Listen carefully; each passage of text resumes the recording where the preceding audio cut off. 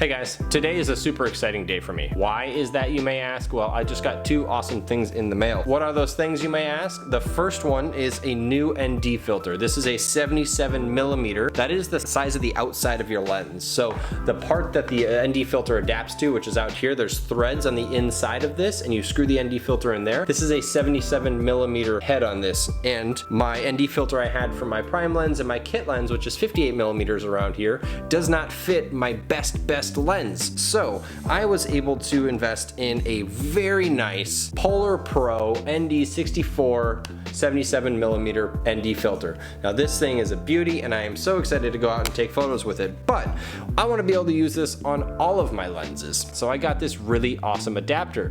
This is a brass adapter and it has 58mm rings on the inside, and that allows me to adapt to a 77mm ring on the outside. This is kind of a cheat to only buy one set of ND filters and then be able to use any other lenses that are smaller than your largest lens. So the rule of thumb to be able to do this is think about the largest lens that you're gonna own. For me, it's going to be the f2.8 24-70 77mm ring.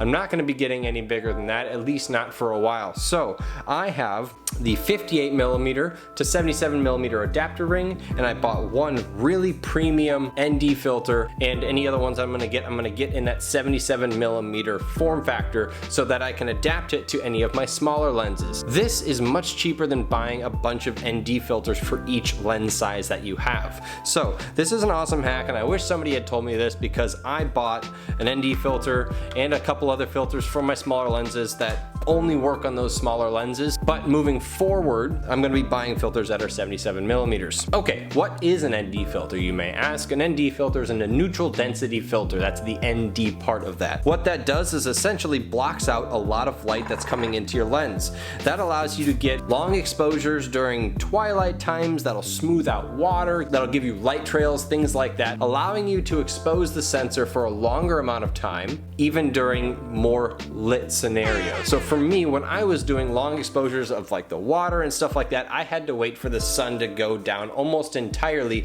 before I could leave my shutter open long enough to be able to get the water to smooth out, because that's how you do that. You put your camera on a tripod, you leave the shutter open, and then everything that is moving smooths out or disappears, and everything that is static, of course, stays the same. That's the same thing that they do to take photos in very crowded or populated places and make it look empty, is they'll put a really heavy ND filter on that really minimizes the light coming into the camera. They can leave the sensor open for a super long time, and by doing that, it makes everything that's moving in the frame, i.e. the people, disappear. So that is a really cool tool for photographers as you're trying to start to create new and unique images. So for me, two things that this is going to be great for: those long exposures, but also for better video during the day. So I can't dive into this fully right now because it's fairly complicated. Maybe I'll make a separate video about this, but long story short, when you're shooting during the day and you want to do good video, which means doubling your shutter speed over your frame rate and things of that nature, you have sacrifices that are being made in terms of usually your f-stop. So if you're trying to shoot at 24 frames per second and your shutter speed is at 1/50, your f-stop's going to be closed down. You're not going to get that really juicy bokeh behind people and, you know, have that really nice separation of foreground and background. However,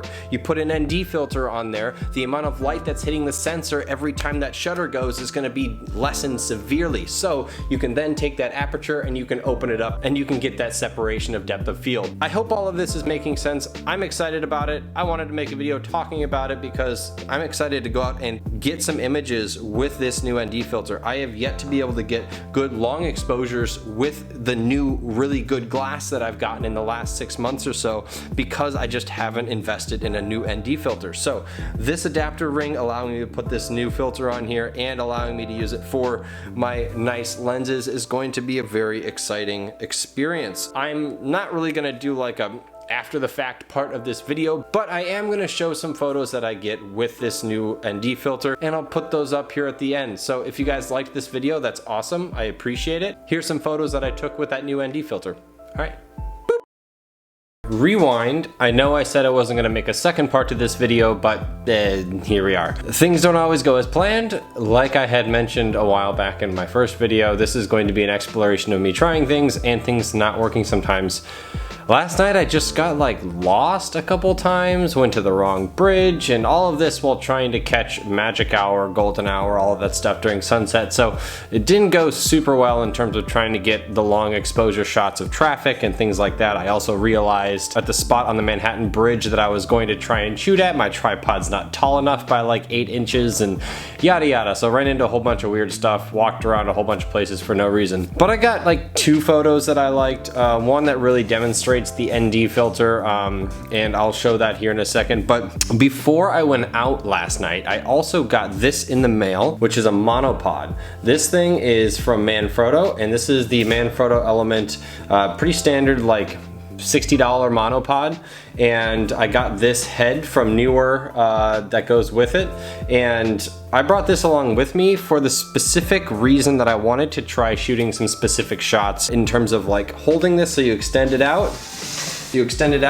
and then you hold it along the ground. And what I was trying to accomplish with something like that was just some like unique cinematic shots, and that was the exciting part of the night. I did take these videos that I'll show you here with my ND filter on, which allowed me to have really shallow depth of field, which you're going to see, just very sharp focus, but also being able to have my camera so close to the ground, following my feet or the waves and stuff like that was really exciting. So I'm going to share the one photo that I got that I really thought did well in terms of smoothing out the water while still having the sun up, only because I had that ND filter on. But the video component is going to be the thing I was probably most excited about. Now keep in mind it is shot vertically, because for those of you who don't know, I also shoot TikTok videos and I have about 10,000 followers on there, which is great. But I shot this footage as a test and also for making a TikTok, so it is shot vertically, so keep that in mind. But you'll kind of see what I'm talking about in terms of what kind of shots something like a monopod is going to be able to make possible for me. It was a lot of fun to experiment with this, and it's super cheap to be able to get into something like this, to be able to get a whole bunch of different shots. It's also going to be good, of course, just for standing it up and using it for like interviews or talking, or just smoother pans left and right. So maybe I'll make a whole video about that,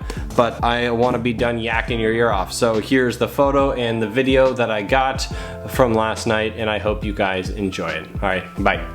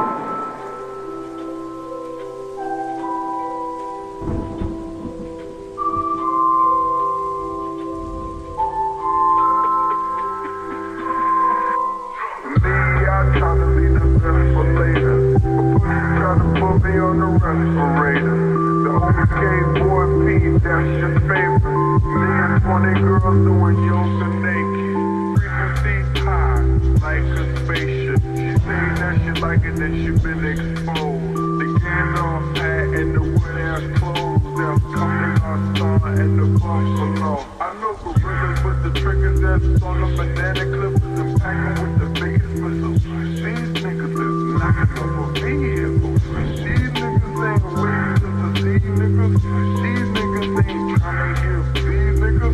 These niggas like chopping down